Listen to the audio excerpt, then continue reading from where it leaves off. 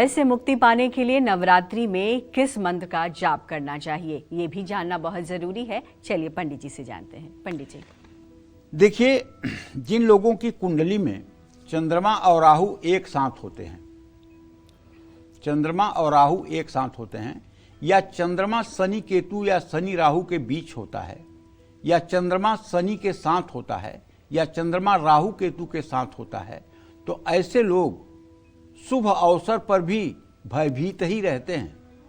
अगर इन्हें इंद्र की कुर्सी मिल जाए तो इस बात का सुख नहीं होगा कि मुझे इंद्र की कुर्सी मिली है, बल्कि इन्हें इस बात का भय रहेगा कि पता नहीं ये कुर्सी कब छीन जाएगी।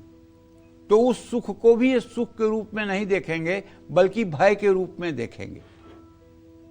ये चंद्रमा की स्थिति से होता है, क्योंकि चंद्रमा जो है ग्रहों में मन का कारक माना गया है, और जब ये पापक ग्रहों से विद्ध होता है तो मनुष्य की पर्सनालिटी में भय की स्थिति उत्पन्न होती है।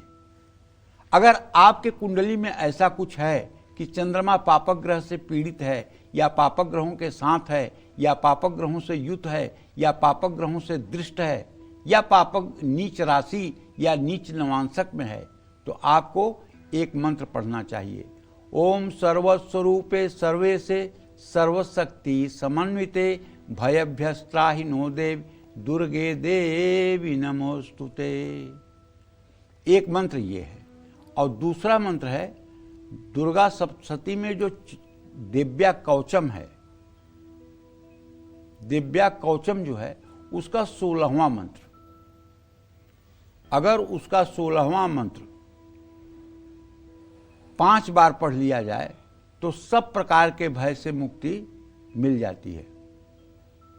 16वां मंत्र, कवच का 16वां मंत्र अगर आप पढ़ेंगे तो आपको हर प्रकार के भय से मुक्ति मिल जाएगी और किसी प्रकार का भय आपके जीवन में नहीं रहेगा।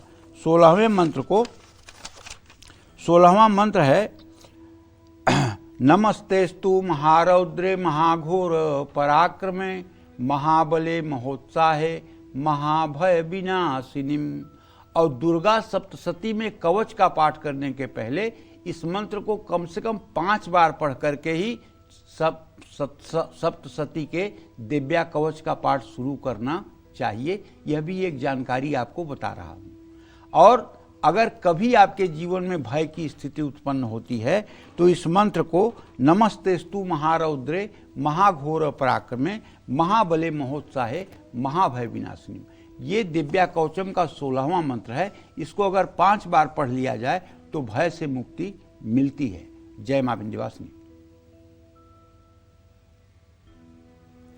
दुर्गा सप्तशती के 8वें, 9वें, 10वें, 11वें, 12वें और 13वें अध्याय को पढ़ने से हमें किन शुभ फलों की प्राप्ति होती है, ये भी जान लेते हैं पंडित जी।